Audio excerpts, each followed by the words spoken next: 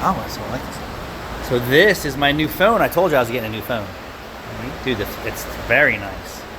So we have a Silverado, and a few years ago, I know you had to buy the door card to replace the inner door handle bracket. So when I said, so where's the inner door handle? I said, it should be on a door card. He's like, no, it's just the bracket. So we're gonna heat up what's left of these plastic rivets, is how they actually did that. We're gonna try and salvage what's there, and then we're gonna use a soldering iron and heat them up and loosen them each way. And then we're gonna epoxy these on, probably with urethane, and see how that works. That takes forever to dry. I say, why don't we just get regular epoxy, put a bunch of hardener in it, and fucking send her on her way. I think it'll be alright. Okay. Stupid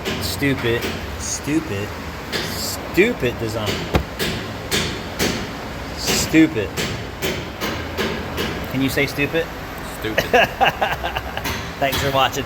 Like my new phone, like and subscribe. It ain't gonna kill you.